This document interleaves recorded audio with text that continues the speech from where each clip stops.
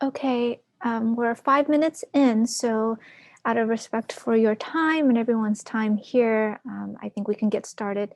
There are 14 attendees, and there are a few who actually mentioned they may be joining in late, so we'll see them come on board as well. Well, good afternoon, everyone, and welcome to the City of Brea's Housing Element Stakeholder Meeting.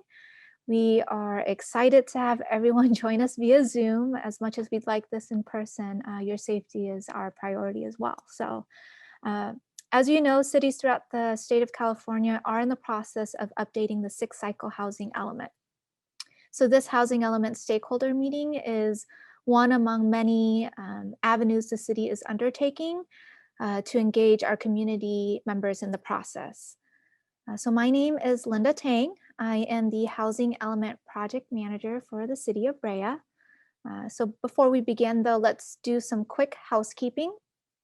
First, this webinar is being recorded and we will post this on the shapebrea.net website.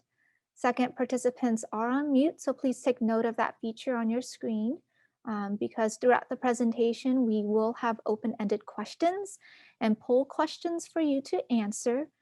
So for the open-ended question, our presenter will ask you to use the chat feature to provide your responses. So take a moment to look for that on your screen now. Additionally, our presenters will call on those who wish to speak, and for that, we'll ask you to use the raise hand feature to indicate your interest. So our presenters will then call on you. You'll have to unmute yourself if you want to talk at that time, but we can also do that on our end. Next slide, please. So here is what we have stored for you this afternoon. We'll do welcome and introductions, and then I'll kick it off to our presenters, Karen Warner and Lexi Journey, who will be talking about what the housing element is, go over the housing accomplishments, Brea's housing trends and needs, housing opportunity sites in Brea, environmental justice, and then we'll end it off with a group discussion. And finally, I'll close the meeting with an overview of the project timeline and just talk a little bit more about outreach efforts that we're taking, that we're working on. Next slide, please. So our workshop facilitators here are those who are representing the city staff that's on this webinar today. We have Tracy Steinkruger, our Community Development Director. Jason Killebrew is our city planner. And I introduced myself already, but also Sergio Heredia Melchor, our administrative intern. And then our consultant team, we have Karen Warner with Karen Warner Associates and Lexi Journey with Rincon Associates, and they've been helping with the housing element update. Next slide, please.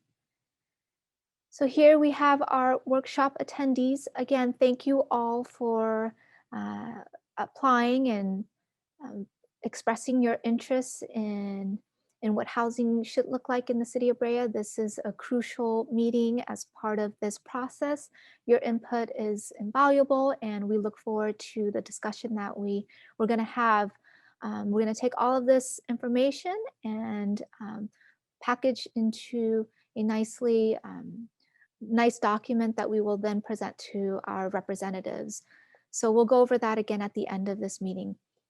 Next slide, please. So that's it for me. I'm now going to turn it over to Karen Warner. Karen. Thank you, Linda. Welcome to everyone, and thank you again for taking the time out of your schedule to provide us your input on Brea's housing needs and opportunities. This is probably my 4th housing element with the City of Brea, and it's wonderful to see the level of interest in this community in housing and just community involvement in general in Brea. It's fantastic. I'm going to start with a brief background on the housing element and the city's accomplishments under its existing element, and then move into discussing Brea's needs, and then we're going to open it up for your input on Brea's needs. So the housing element is part of the city's general plan. It consists of 5 major chapters: the review of accomplishments, a housing needs assessment, an evaluation of constraints, an identification of sites, and a program strategy. And this housing element is referred to as the sixth cycle housing element, and it spans the 8-year period of 2021 to 2029. Next slide. Unlike other general plan elements, the housing element has to undergo state review by the State Department of Housing and Community Development, and they make a determination whether a city's element complies with the state statutes. There's a lot of benefits to having a housing element found in compliance by the state, so cities work very hard to do that. Brea's element has always been in compliance, so that's good news, and we fully anticipate that this one will maintain compliance as well. Next slide. So the first thing we do when we start in the update is we look at how well the programs in the existing element have functioned, and what's working and what maybe needs some tweaking. So this is just a really high-level overview of some of the accomplishments under the city's programs, and then some of the things we might be looking at adjusting. The city has an active rehabilitation program. It provided 60 loans to lower income households. Many of these are in the city's mobile home park. The city adopted new accessory dwelling unit regulations and approved 29 ADUs. That's the acronym for accessory dwelling unit during this period. And more than half of those were just in the last 2 years. ADUs represent an important component of providing smaller, more affordable housing. And the element will be incorporating incentives to help encourage ADU production. The city developed or entitled 254 affordable housing units, and those following projects, depending on when the building permit was issued, they may count for the 5th cycle element or they may count for the 6th cycle element.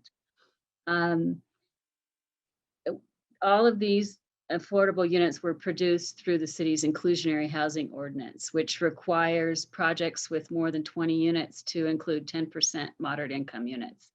The city will be looking at its inclusionary ordinance, since without redevelopment, it's harder to achieve the units that are affordable to very low and low income households. So that is one thing that is going to be evaluated as part of the housing element update, is do we need to fine tune the inclusionary ordinance so we're reaching lower income levels? Next slide. The city developed the Brea Envisions Community Strategic Plan. I know several of the stakeholders were involved in that effort. And the plan includes an initiative for workforce housing opportunities. The city prepared the Brea 265 specific plan with development pending for a mix of 1,100 units. The affordability covenants on Orange Villa apartments were extended, as well as the affordability covenants on the Rancho Brea Mobile Home Park. However, 4 projects did lose their affordability covenants, resulting in over 130 deed restricted low income units going to market rate. So this is going to be a really important program for the update, because the city has several more deed restricted projects that are at risk of converting. So we anticipate having a very strong preservation program as part of this effort. Next slide.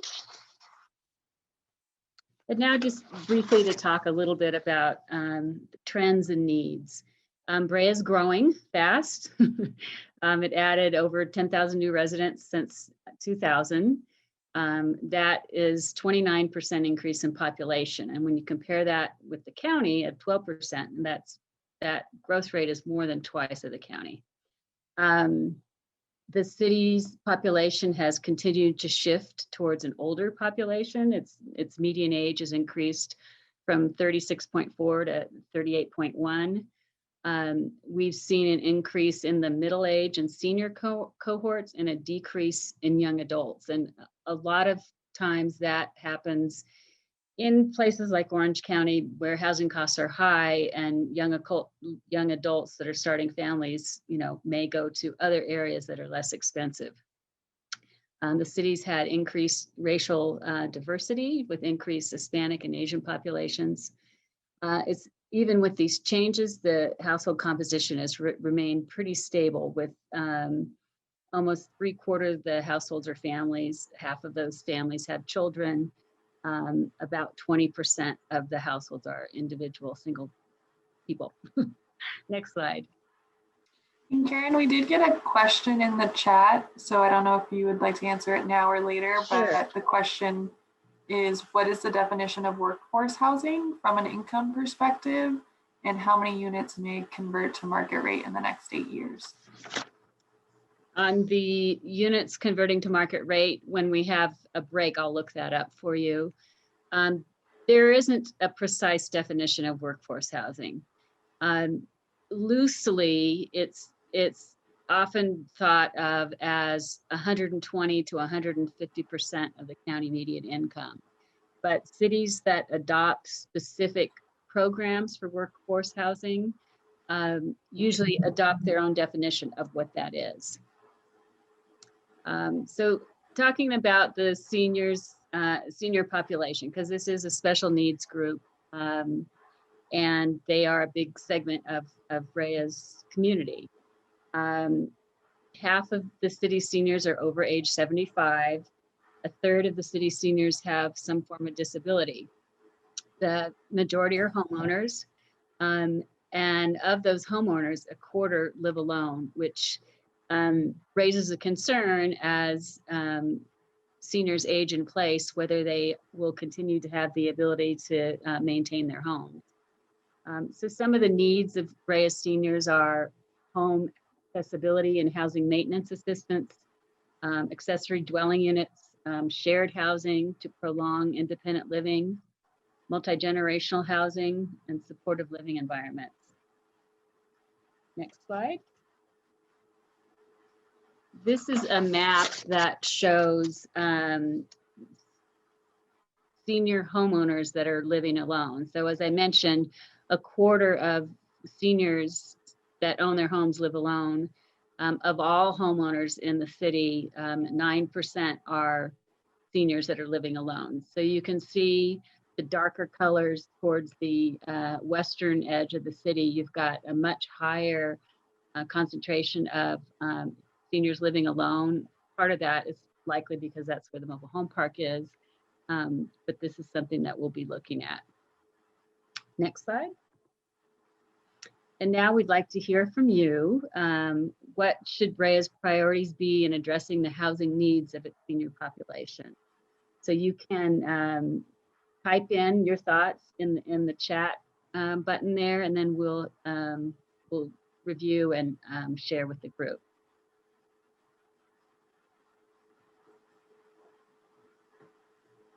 We also have one hand raised as well.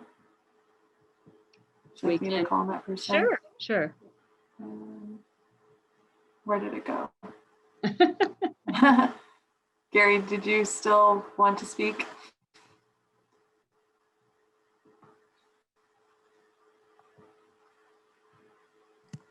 Can you hear me now? Yeah, we can hear you. Okay.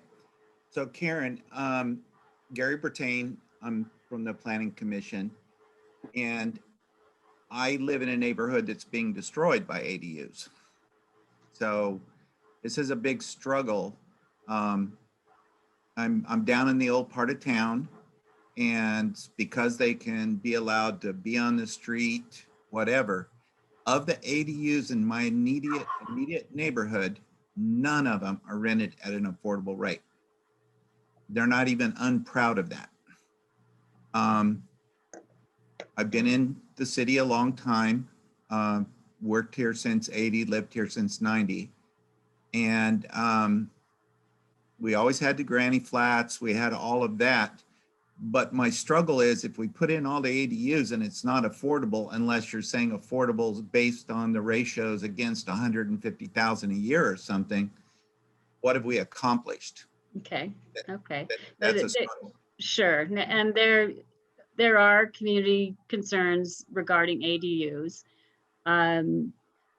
ADUs by their nature are smaller than apartment units. and the rent surveys bear out that they are priced lower than apartment units. The survey that SCAG conducted of ADU rents shows that 15% of ADUs are provided rent-free, so to a family member or a caregiver or what have you. So no, they're not all affordable, but they are more affordable than market rate apartment units. And Vice Chair, this is Jason Killebrew. I would add too, there's big A affordable and there's little a affordable, which sometimes is hard to distinguish. But I'll use your neighborhood, for instance, being predominantly single family residential, rather, they would either have to rent from a property owner for a single family residence or buy a home in that neighborhood. And so the concept of ADUs is also looked at as allowing somebody that potentially could not afford to live in that particular neighborhood, but may be able to afford to live in that neighborhood through an ADU. And right now, some of the rents that are coming in with the newest apartments that we're seeing over at Brea Place at the Hines project are fairly high for Brea, but aligned with some of the market conditions in Orange County. So those are kind of like the variables that while they're not, let's say, restricted in an affordability standpoint, they do provide some affordable measures for a person to live in Brea. Well, can you hear me? Yes, sir. Okay, so now I'm going to talk about the senior element because I'm a senior. And we've said all these nice words, but everybody's going to have a different opinion. In my neighborhood, people don't want the ADUs. And in essence, we have no choice. We have to live with it or move out of California or move. So where did our quality of life go to? Because we have other people that don't live there telling us what we're going to do or how it's going to be. Okay. Then our biggest issue, current issue, because we always had granny flats, but they had to park off the street, is now Laurel's just getting packed full of cars because there's several ADUs going up along Laurel and a couple under construction on Laurel, and they can park out in the street, they can park where they want. And so you have, I mean, I don't know all the seniors. I know seniors from the Legion. I know seniors from the other organizations I belong to in town. I know seniors. I've known some seniors that have wanted to rent in their houses and stuff like that. But all of them, the previous ADUs, let's say, the previous ADUs, people had to park off the street. So we didn't encounter this kind of new provision. We didn't encounter the neighbors not caring about the other neighbors. And it's becoming a cultural clash too. Not that we need the housing, I'm not arguing with that. But the people telling us about the housing, how we're going to accomplish it, don't live here, don't work here, don't care about us, don't define anything by anything other than what they want to define it by. I don't know that we can change it. I'm on the planning commission, and so we've got to find solutions, but I don't want people acting like it's okay either. Okay. And Thank you.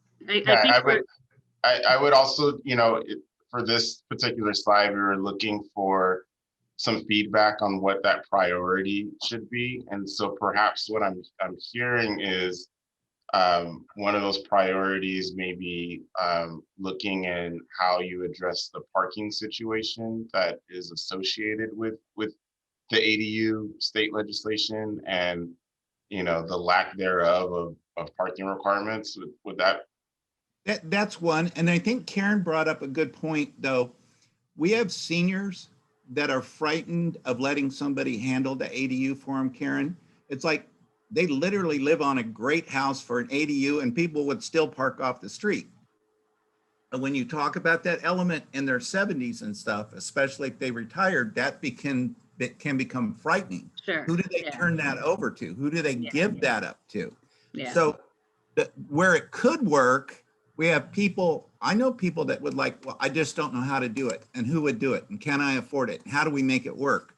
Those are important questions that Yeah.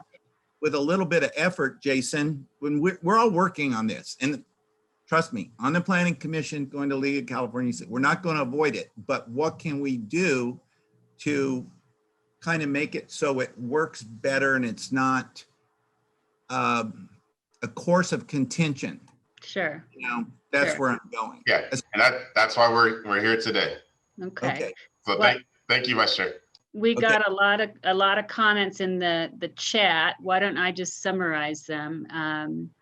So this is in terms of what should priorities be for senior needs: access to public transportation, more options for shared living, aging in place, allowing shared housing or the ability to split housing, provide proactive code enforcement to ensure older units are maintained, improving access to support networks to allow seniors to age in place in safe and secure housing with ease of access to programs that would make it convenient to include their children or grandchildren in their households for supportive care and companionship.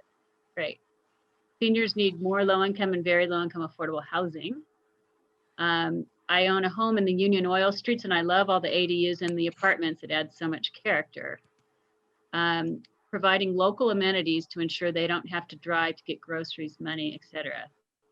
So great input. Thank you. And then we do have one more hand raised, Brea Chamber. You'd like to speak? And I'm seeing another comment: intergenerational affordable housing combining seniors and family. Okay. Thank you, Lexi, and thank you, Karen. We would agree with all the comments that you read here in Karen, but I guess I want to dial it back just a little bit here. When you look at the priorities addressing your senior population, what defines a senior population? Is it over 50? Is it over 65? Is it 80 plus? Because the needs are going to be very different. Sure, And what we're sure. seeing is you can have someone retired and maybe considered a senior at 55, but a very youthful, healthy 55-year-old. Their needs for housing are going to be very different than someone that maybe needs more attentive care. Sure. And so I think you need to look at the different layers here in terms of when you look at your housing needs as the population grows here in Brea. Yes. And the way seniors are defined for housing element purposes are 65 plus, but we always look at the distinction between those that are 75 and older, because that's when they begin to really require more supportive housing. I think as the quality of life increases and our healthcare becomes more attentive, you're seeing folks have a better quality of life in their 70s and 80s. Sure. Yeah. So that's not for everyone. That's a very broad statement. However, when you look at housing, again, it's this what defines as we look to the future. How do we look into that crystal ball, so to speak? Yeah. Okay. Why And don't we do have one more hand raised. Caesar, you've been Okay. unmuted. Hi, this is Cesar Covarrubias with the Kennedy Commission. Thank you for the opportunity. I want to just also highlight that the need for housing affordability for seniors and for families is tremendous in the city. As we see the current progress from the city's housing reports to the state, we see that 2,900 units have been approved and 0 of them have been affordable for low and very low income families. So in the senior population and the family population is struggling to make ends meet in the city needs to have housing options that are affordable. Thank you. Okay, why don't we move on to the next slide? So no surprise that the city is growing quickly since its population is growing tremendously. The city had over 3,500 new units added in the last 20 years. The majority of these, 2/3, are single family. The city's housing tenure is relatively unchanged with 62% owner, 38% renter. And Brea is identified as one of the fastest growing cities in the state with several major projects in the pipeline that I'll go through in a minute. Next slide. And now the workforce housing needs. And for this, it just means people that are working in the community that might not be able to afford to live in the community. So Brea is very jobs rich. It has 2.9 jobs for every housing unit. So the fact that the city is increasing its housing supply is a good thing. 30% of the jobs are in what are typically lower paying occupations, such as retail and hospitality.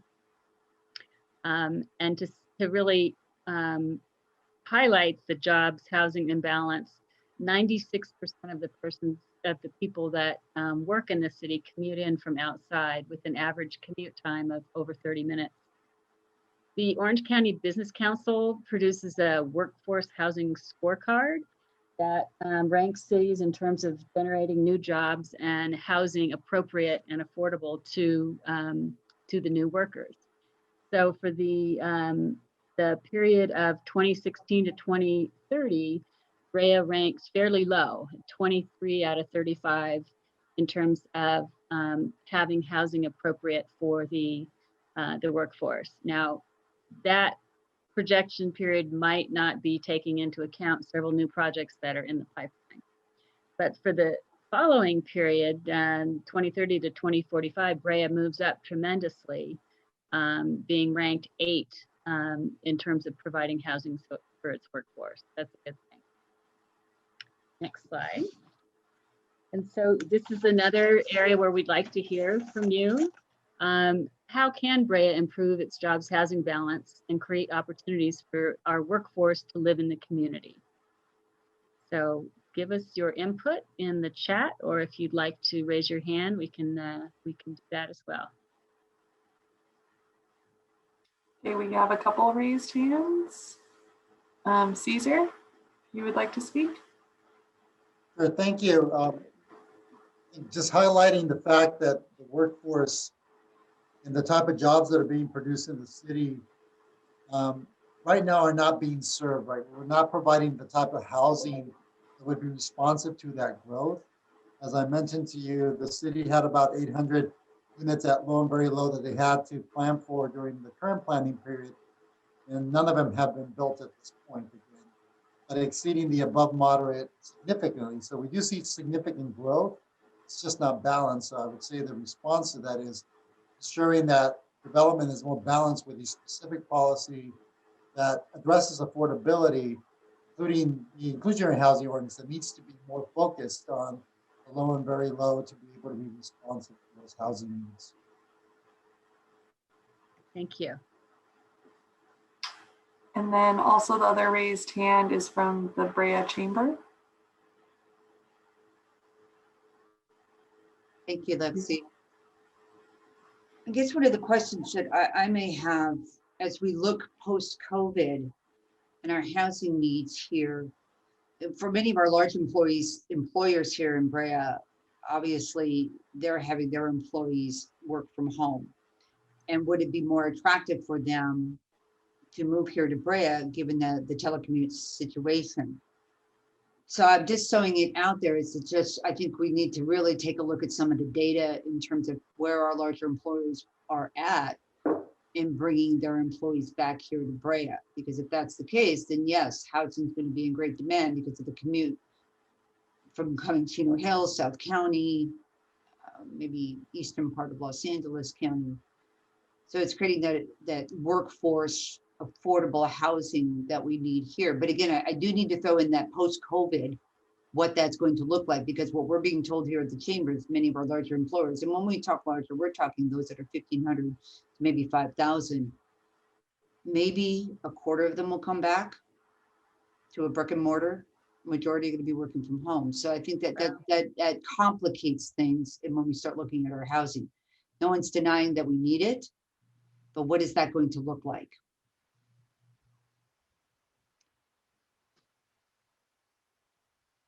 Thank you. And then another raised hand from Gary. You've been unmuted. Can you hear me now? Yeah, we can hear you. Okay.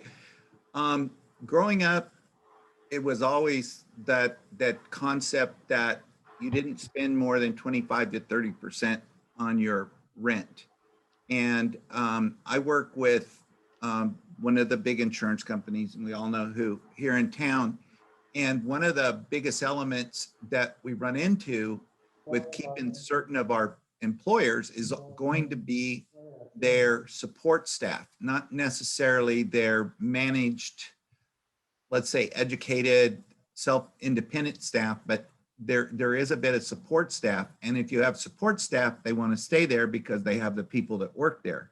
So when I think of workforce housing, only my opinion, I'm saying if somebody's making $35,000 to $45,000 a year and they've got a small unit, apartment, whatever, which doesn't address families, but a lot of the people in data and stuff, it's either part of a 2-income family or they're solo, they've got out of school, it's a good job for them, whatever. We might be looking at, we need rents in the $1,200 to $1,500 range, and they would be happy with a large studio, and maybe the employer's got to make a contribution.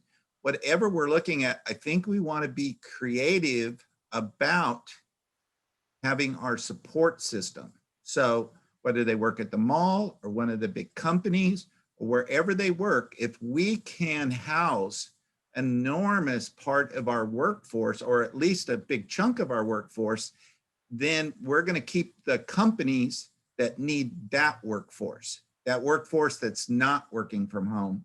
And I think when we talk about workforce housing, we're talking about housing that people that work here, don't make a lot of money, can't afford.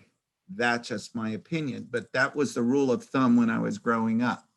So it still is the rule of thumb, 30% of income on housing. And, you know, when we look at the data, and Brea is not alone, it's just tremendous how many renters are not only spending more than 30%, but they're spending more than half of their income on housing.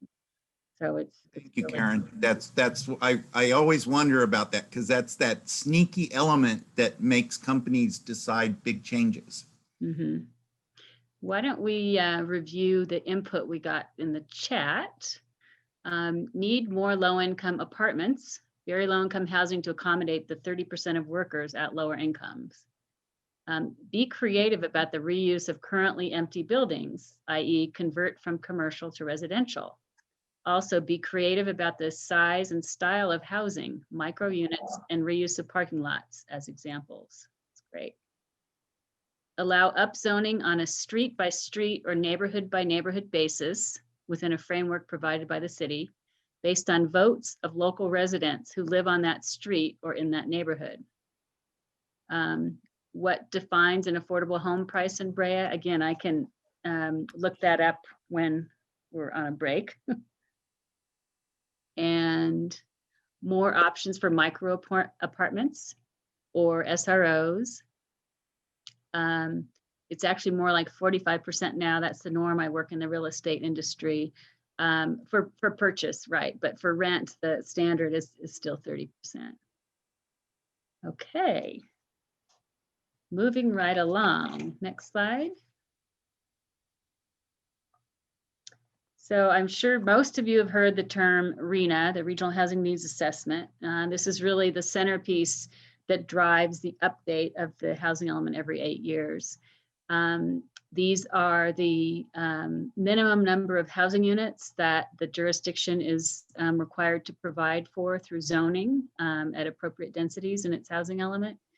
The figures are initially generated by the state in terms of household growth projections, and then in this area are provided to SCAG, the regional body, who then develops a methodology that has to be approved by the state to divide the projected housing growth among all of its jurisdictions.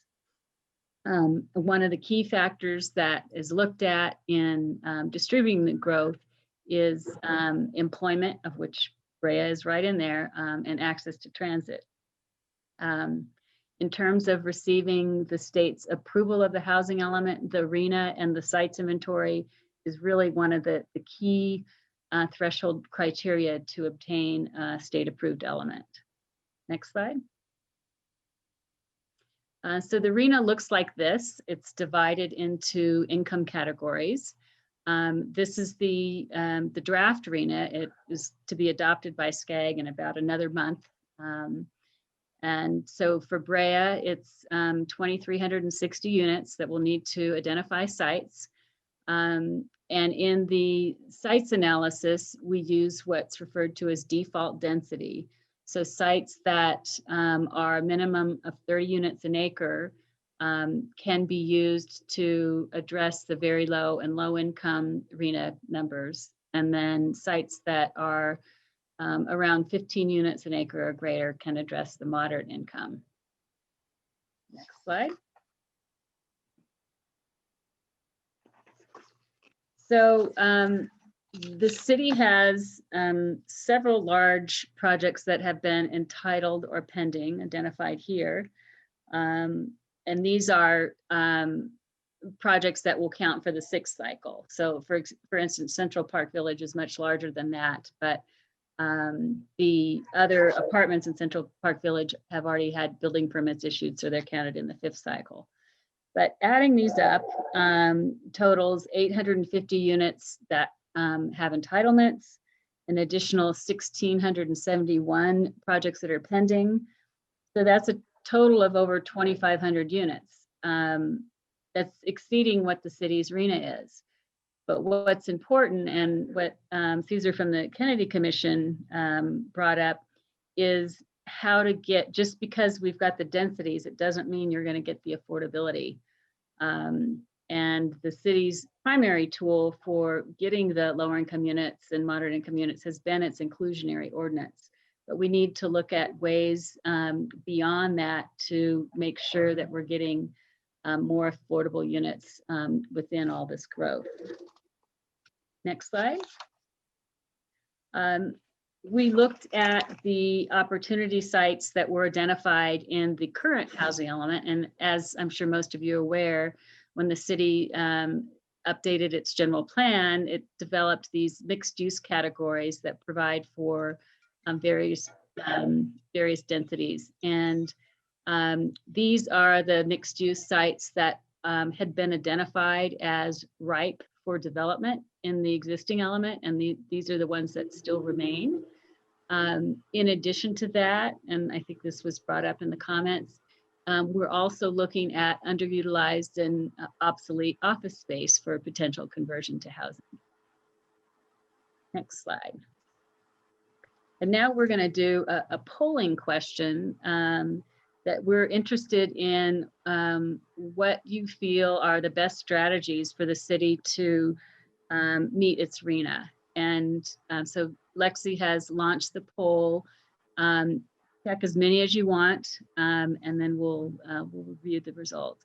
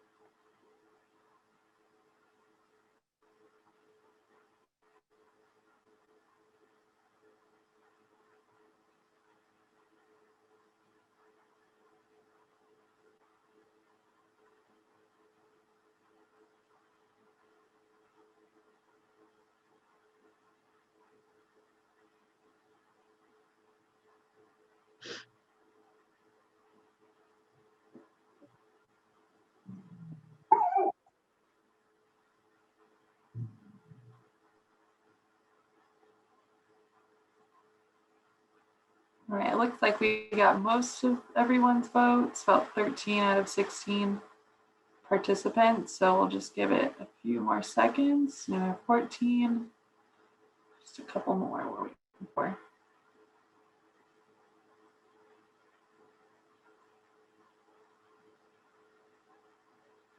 And then we got another comment that says, another idea not in the survey is a transfer fee that helps fund creating workforce housing. See the Martinez Valley Agreement. Thank you for that. All right, I think since we have mostly everyone, we'll go ahead and end the poll.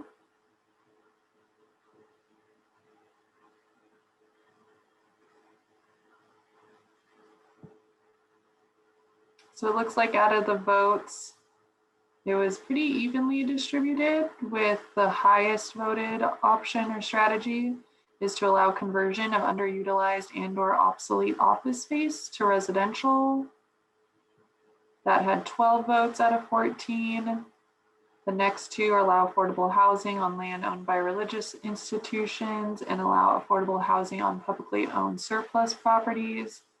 Those had 10 votes, as well as update Brea's affordable housing ordinance to increase the production of affordable units.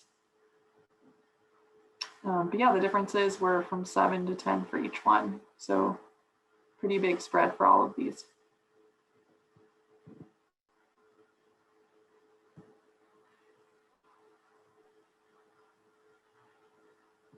All right, well, thank you for filling that out. And I'm looking in the chat. We have, what have been the barriers in developing the existing potential sites in the current plan?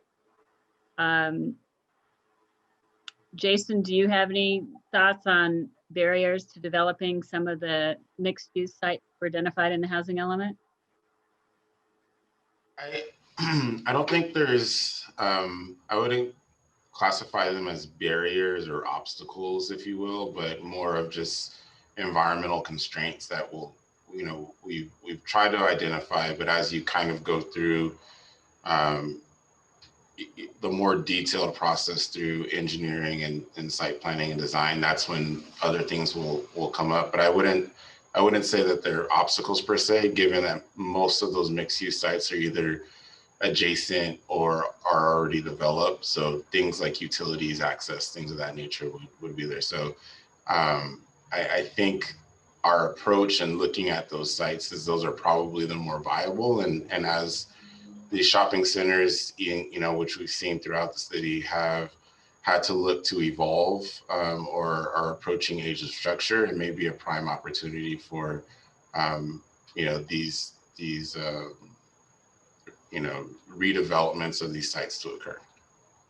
Okay, thank you. And next we're going to talk about environmental justice, and I will turn it over to Lexi Journey. Thanks, Karen. And I know we're getting close to our hour, so I'll go through this quickly, but please feel free to ask any questions. So even though the housing element is the big driver for this project, the state has some new legislation that the city has to address as part of this project. And one of those is SB 1000, which is to address environmental justice. And so what we mean by that, I put the definition of the law on the screen, or the definition of environmental justice by the state is the fair treatment and meaningful involvement of all people, regardless of race, color, national origin, or income, with respect to the development, implementation, and enforcement of environmental laws, regulations, and policies. So what we mean by that is, as we develop policies and programs for the general plan, we want to make sure that the policies that we're developing don't disproportionately impact certain communities that are considered disadvantaged to certain factors such as income, health, exposure to pollution, etc. So this is something that has been part of general plan updates, but now it's a more formalized process set by the state. And so they give guidance on how to identify disadvantaged communities. So what the state does to help communities do this is they develop a statewide model that looks at different indicators such as pollution, income, health, age, access to healthy food, and they have criteria for all of these different indicators. And then they develop scores for census blocks and areas within the state. So on the screen, you can see the green, orange, red figure. That one's called Calendvirus screen. That's the state model. And so you can see that each census block has a score. So if it's in the red or dark orange, in that 85% or up area, that's identified as a disadvantaged community. And so the state looks at this and says if a city has a disadvantaged community within it, then they need to take a look at environmental justice and have the criteria of how to do it. So this is, the green one shows the scores for the general area of Brea and the outside cities. And then the figure at the bottom shows the identified disadvantaged community in Brea. So as you can see, there are 2 census tracts within blue that are identified as disadvantaged. So part of this effort will be going through that state data to figure out why, in terms of which indicators were scored higher or lower, so that we can develop policies to address those. And then the last thing in terms of the state's general framework of how to address environmental justice is we want to develop objectives and policies focused on these 3 things, which are reduce health risk in disadvantaged communities, promote civic engagement, and prioritize improvement in programs for disadvantaged communities. So that will be the outcome of this part of the project, will to develop these policies and objectives to address these 3 things. And then I also have a polling question that, let me go back. Which of the following do you think are concerns for Brea community? And there's a list of options similar to the last poll, but if you have any other ideas or things that you think that are concerns that the city should be looking at, please put that in the chat as well.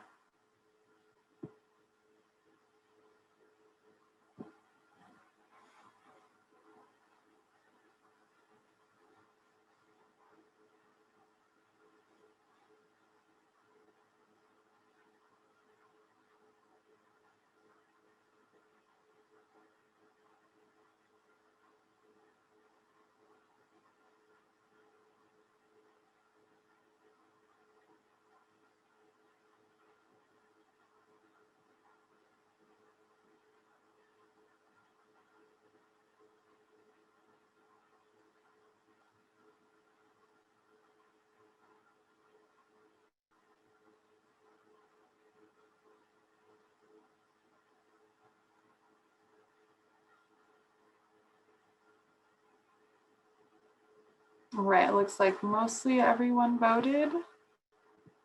So I will share those results. And not surprisingly, that the #1 concern voted is cost or availability of housing. Almost everyone put that as the major concern, and then followed by climate change risks such as wildfire and extreme heat, and then unemployment, types of available employment.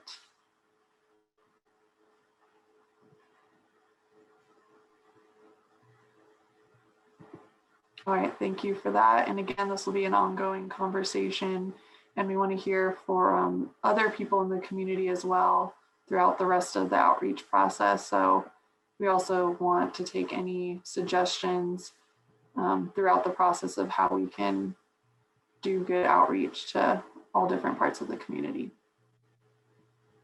Thank you, Lexi. That concludes our talking head part of the presentation. And the last half an hour, we'd really like to have a roundtable discussion, which we can do either through the chat, or if you feel more comfortable providing input in writing, that's fine also. Kind of the 2 overarching questions we'd like you to think about is what do you see as most pressing housing needs? And are there other ideas you'd like to suggest the city consider to create more housing opportunities? Before we start responding to that, I did have a chance to look up a couple of the responses to questions. There was a question about how many units, deed restricted units, are at risk of conversion. There are 4 projects, and between the 4 projects, there's about 100 lower income units that are at risk of conversion during this 8-year planning period. And I think there was another question about what is the affordable home ownership price. It obviously depends on how you're defining that. We looked at what's affordable to a moderate income household. So that's households that earn 120% of the county median, and having no more than 35% of income towards housing costs. So given those criteria, a 3-person household can afford up to about $450,000. And a lot of this, because interest rates are so low, people can afford, much more than they could otherwise. A 4-person household can afford up to about $500,000. So with that, we would like to open it up for your input on needs and suggestions.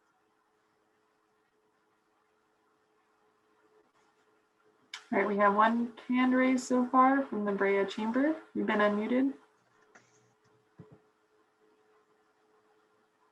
Thank you. Our initiative, based on the charge that I have from my board, is obviously workforce housing. And so that's where we see most pressing need right now. But I think what the city could consider to create more opportunities, and again, this is just off the top of my head free thinking here, is working with our commercial property owners to make it attractive and attractive for them to be able to convert maybe some older or some of our like strip malls, if you will, that maybe need some refreshment. And so it's really doing a lot of outreach to those commercial owners to see if they would be interested in that. What might make it attractive is, again, waiving fees wherever possible. Business likes predictable outcomes. And so if you can work with a commercial developer, if he's willing to be able to convert to maybe a mixed use or some sort of workforce housing, and be able to give them that assurance that they would be able to get their permits, fees, and any other information that they need in a timely manner, that speaks volumes to those in business. Things like expediting inspections. It's all those little details that make it attractive for commercial property owners to want to be able to convert. And that might be, this requires a broader conversation, of course, but those are just some ideas off the top of my head for further discussion, perhaps with city staff. Great, thank you. Next hand raised is Gary. You've been unmuted. Okay, can you hear me? Yeah. Mm-hmm. Okay. Heidi brought up a lot of good stuff, but I make my living working for property owners and developers. And one of the things I know that Jason kind of referred to is, even though there may be sites that are opportunistic, that person that owns that site may have spent his entire life owning that property for his retirement, and he has little or no interest in becoming active again and building a new project. So you got to kind of match up people that want to do it to the owners, and that's not even it. Brea is being really proactive here, but we're still, no matter how I think, I don't know what Jason thinks, but however active we are here in Brea, we have outside constraints from the state and all kinds of people, money sources. We don't have redevelopment anymore, which is probably our biggest chokehold.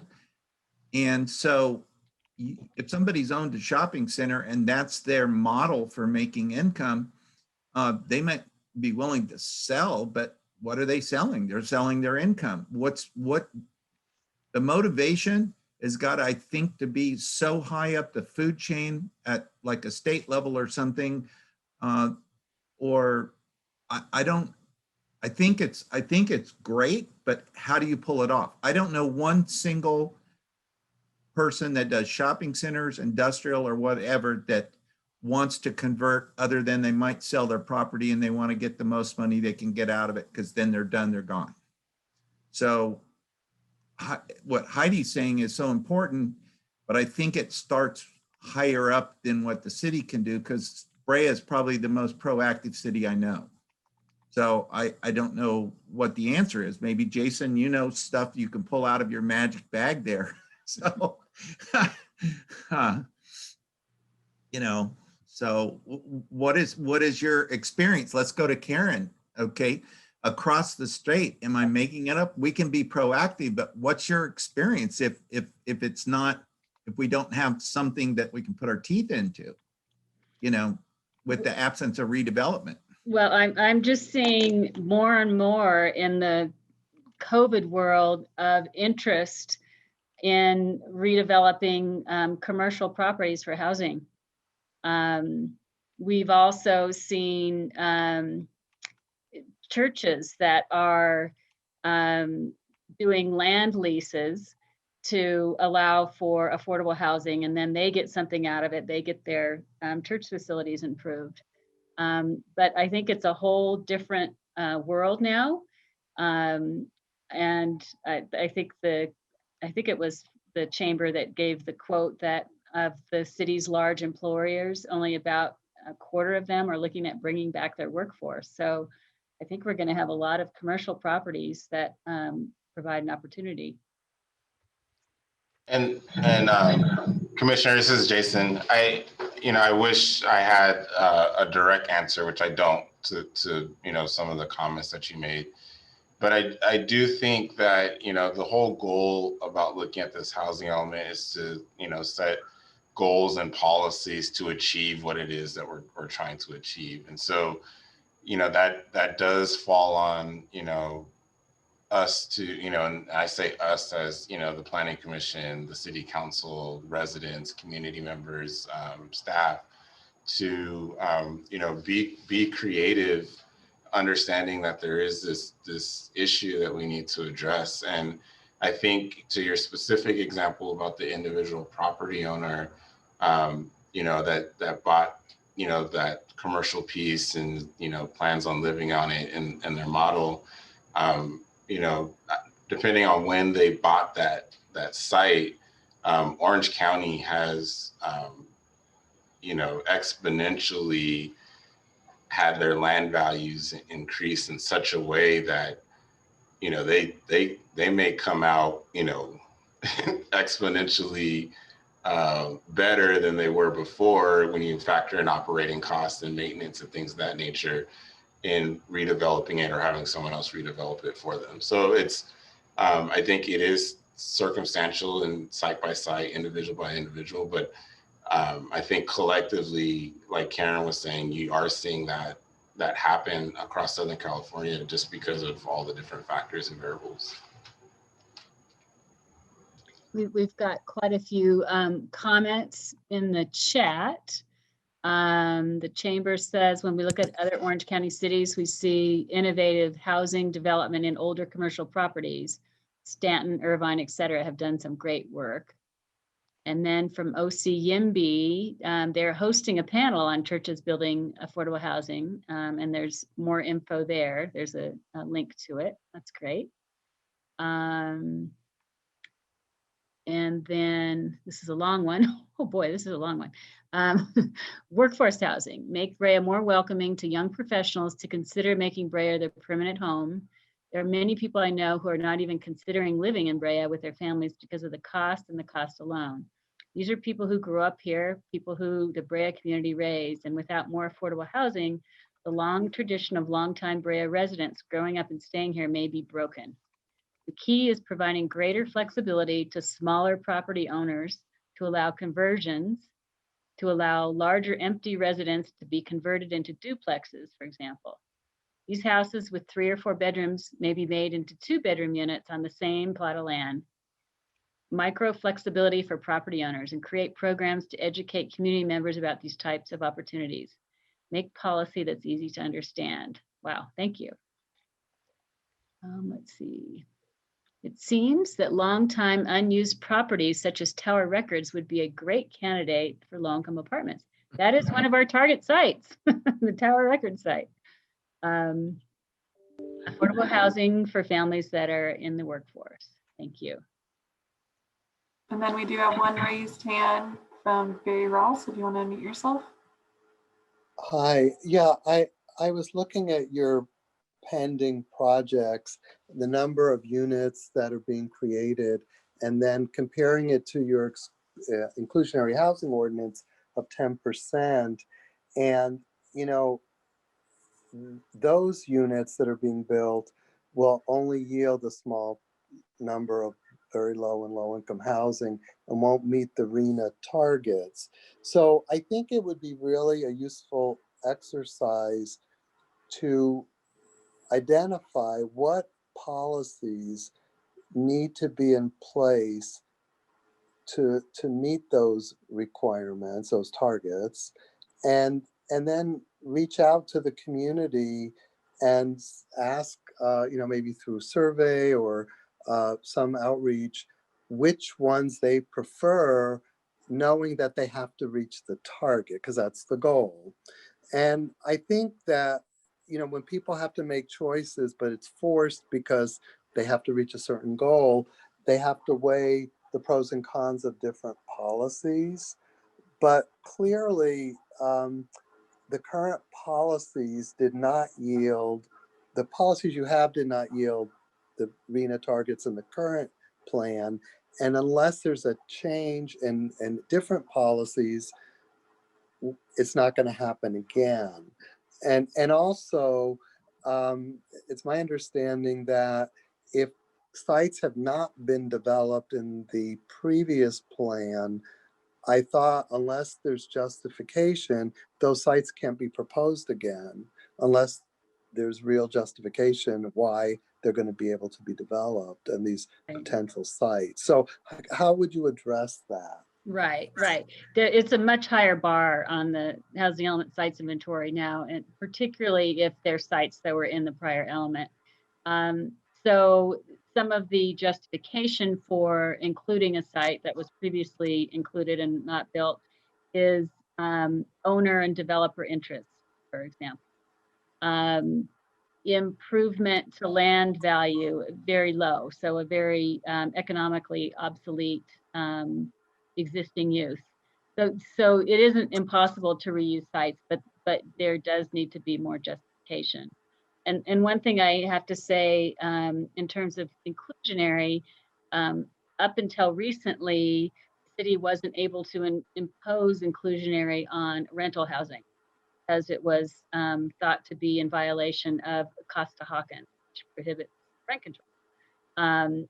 So once that was lifted, the city now is again able to impose its inclusionary requirements on rental. But that's why some of the prior projects didn't include any affordable units.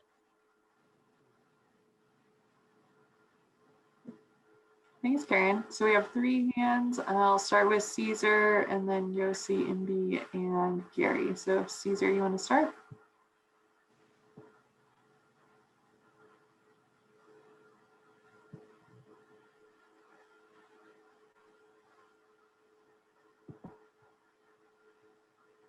All right.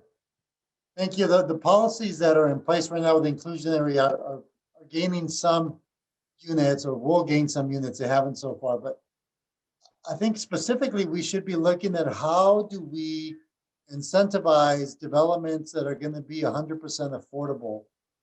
The city's got some of these developments from the past planning period up on Tonner Hills and Birch Hills that are good models in the community as to developments that are quality developments that are integrated and are serving the workforce. And I think that that's where we might be able to make greater gains, to be able to leverage state and federal resources to be able to then create the housing locally that we need for affordable housing.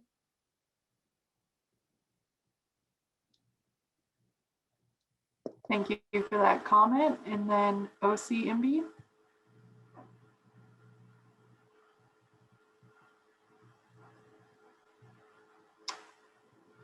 I see that the raised hand went away once I clicked on it. Do you still want to speak? I think you just have to unmute yourself and you should be good. Right, the thing didn't come up for me to unmute myself, sorry. This is Elizabeth Hansberg. I apologize for I can't rename myself because I can't see the list of participants to rename myself. So I apologize. The perils of the webinar feature. So I think you might have partially answered this question, but I did not realize that for the season of time that the 10% inclusionary was in place, it was only being applied to for sale product. Is that correct?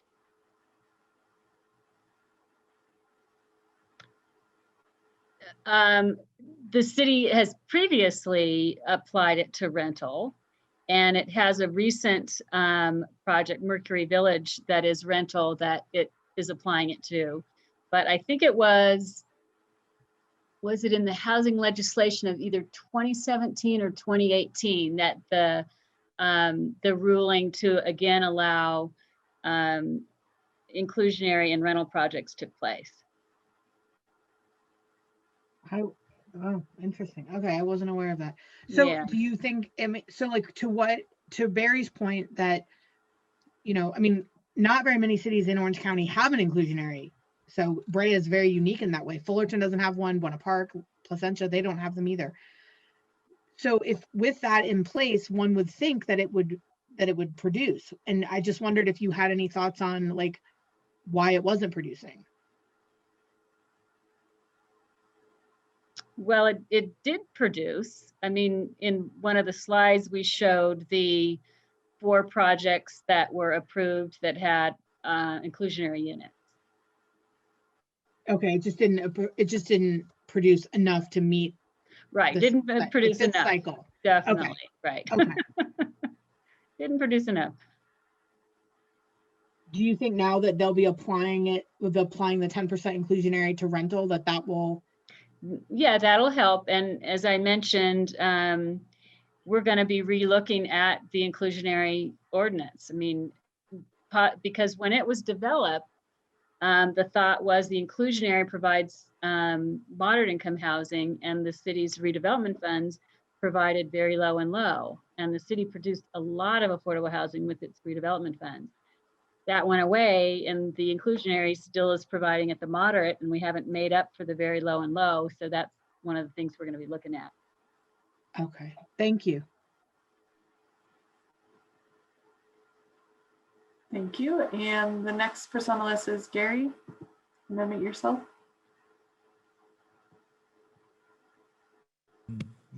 Hi. Okay. Caesar brought up a good point about incentivication. Karen kind of reinforced it.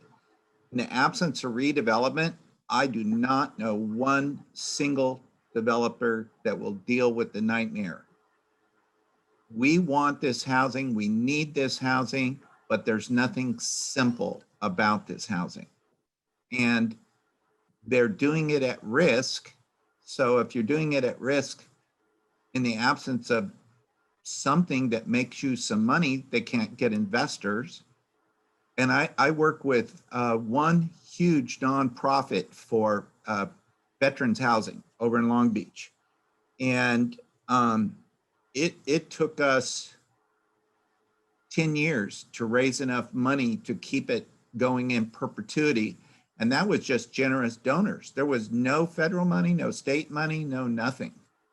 And they used to get some money from redevelopment. So Caesar brought up a good point. What's the incentive? I would like to see, Karen, you ask, I have no idea. This needs to be off the wall, but what's the incentive? And most of the incentive, if you're talking property tax, it's got to come from the state. If you're talking grants, it's got to come from the state or the feds. This is a big issue for meeting this. The most important part of the housing element is going to be workforce and affordable housing and being inclusionary. And we did a great job in this city. We did a spectacular job when we had redevelopment. I think that's just my opinion. But that is, I think, our biggest crisis. Caesar said it. What's our incentive? Karen said it, and the lack of redevelopment. Yeah. Well, fortunately, there's a lot more money at the state now for affordable housing. So that's good. There are nonprofits, Jamboree, National Core, that are very active in developing affordable housing in Orange County. What has to happen is the city needs to leverage its local funds. So the city has housing trust fund monies that are in lieu fee payments for inclusionary projects that it can use to leverage funds to bring in a nonprofit that then can get state tax credits and other types of state funding to get projects built. So there needs to be, you know, one thing, if the city wants to be proactive, they can issue an RFP. The other types of regulatory incentives, of course, are there. So density bonus law allows for increased densities and regulatory concessions for including a certain percentage of affordable units. So there are a lot of things that the city can do to incentivize affordable. That sounds really good, Karen. Is there like a super, like you guys were putting up the review, is there a super easy, like here's your list that fits on one page and then with links so you can explore it? Because In terms of funding sources?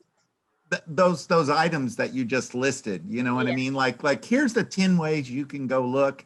If you're talking to your developer buddy, tell them, hey, look, there are these incentives. It's worth it. Come over here. The city will help you. They're very proactive. I'm not telling anybody that right now, you know, but you have a good point. So no, there will be in the housing element programs, and we always do a summary matrix.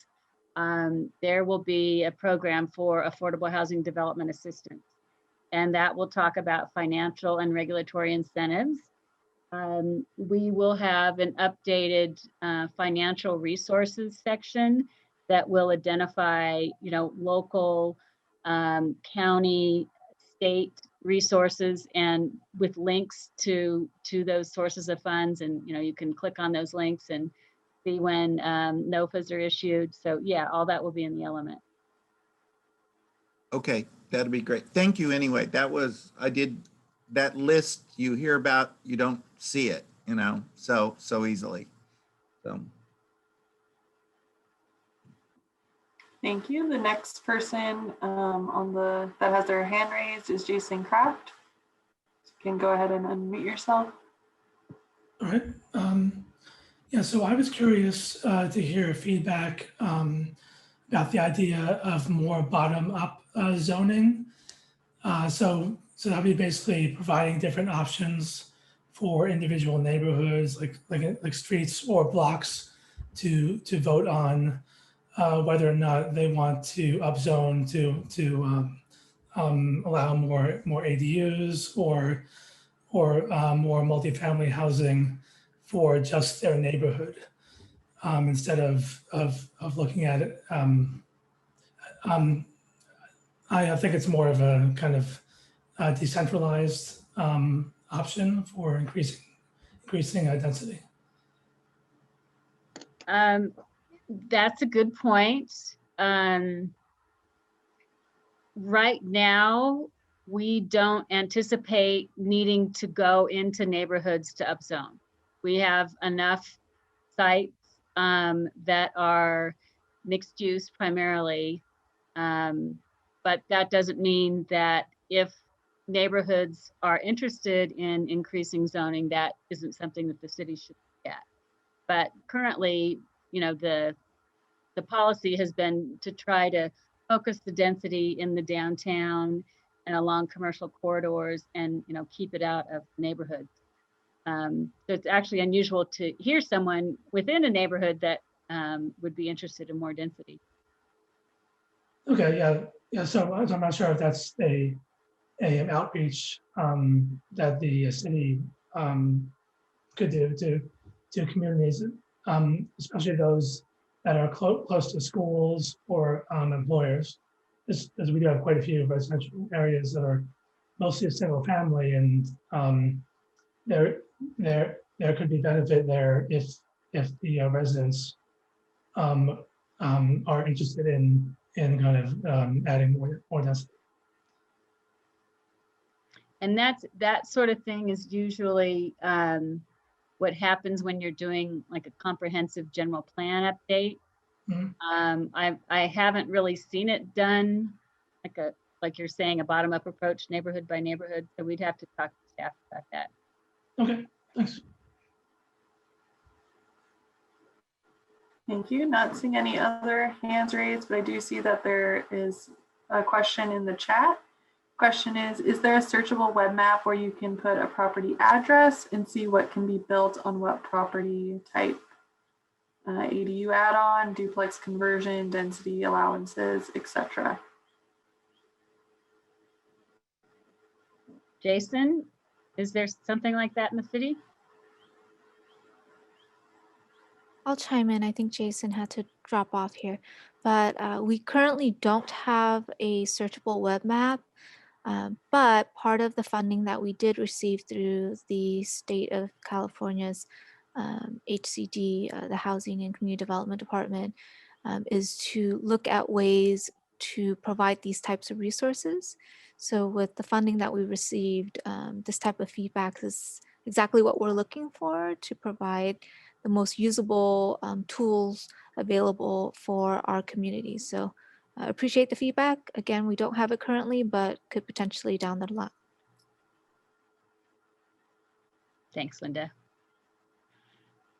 And then we have another comment from Caesar about cities should strengthen its inclusionary ordinance. I think we've heard that. And if we don't have any other comments, I'm going to turn it over to Linda to wrap it up and talk about next steps. Thank you, Karen and Lexi, and to all of our participants.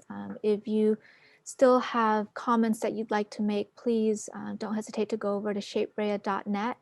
We have lots of tools available on there for you to continue to provide your feedback, and that's definitely welcomed. So here we are in February.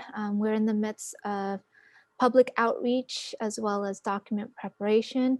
On that end, we have Karen and Lexi working, gathering the feedback from today's meeting, as well as the different outreach efforts to get going with a draft housing element.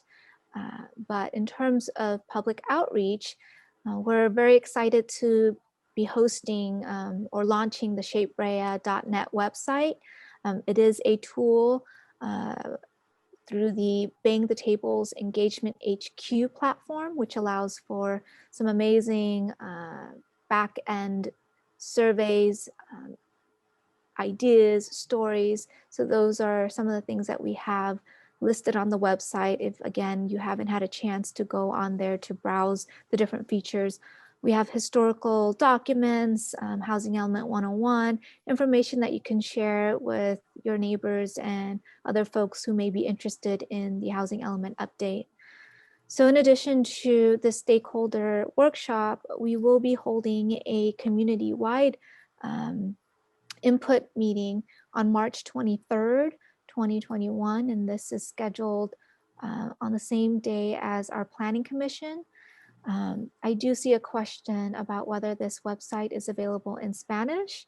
In fact, we have the translator option available on the site, and we have it available in the 4 main languages we've identified within the City of Brea, and that includes English, Spanish, Mandarin, and Korean.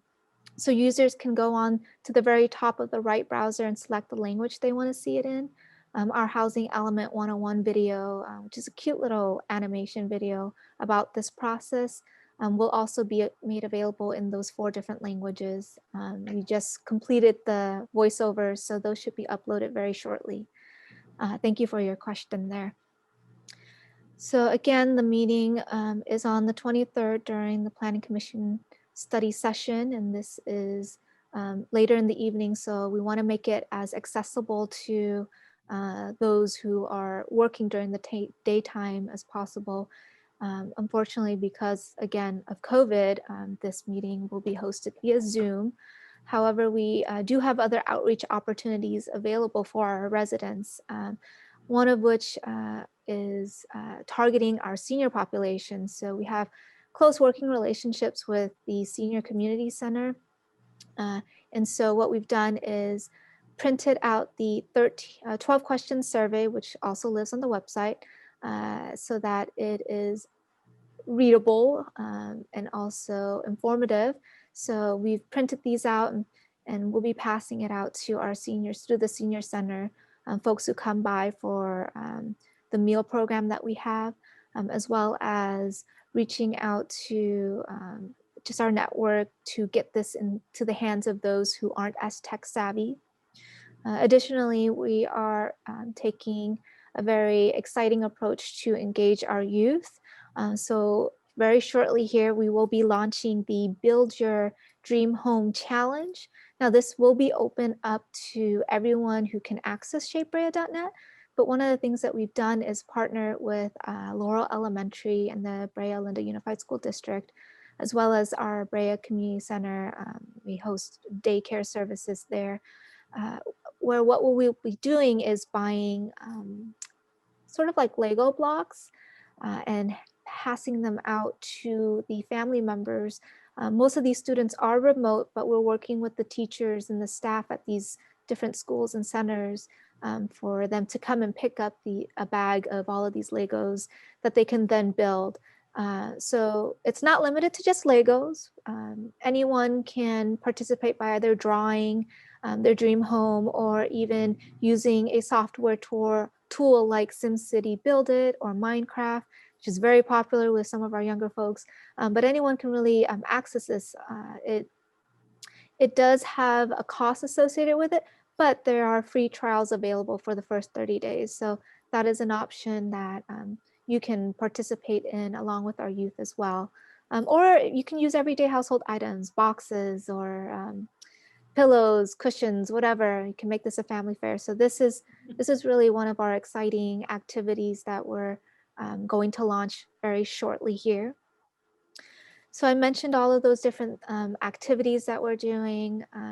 Again, it's COVID. It's hard to not be out in the streets. We're used to doing pop-ups and charrettes, but here is definitely one way we're trying to engage as many people as possible. So again, if you have ideas that you think can reach more folks, we're more than willing to take them. So that is going to continue into March. And then you'll see here on the screen just some other meetings scheduled in May as well as September as we move towards reviewing the draft housing element, going through the CEQA process, as well as the public hearing and adoption before the deadline of October of this year. So that's what we have planned. And again, just really want to thank you all for participating in this stakeholder meeting. Again, this webinar is recorded, will be made available on shapebrea.net. So you're more than welcome to share this with other folks as well. But that's all I have for the group. Are there any last minute questions that we can help you answer? Yes, are we able to get the timeline slide? Sure. Sure, yes. This PowerPoint will also be made available on shapebrea.net under the resources section. So you'll have access to all of the slides as well. And on the website, there is a survey, and we encourage you to take the survey. We're looking for input. And thank you all. This was really, really helpful. Okay, I see no other questions. Thank you again, and we hope you have a wonderful rest of your afternoon.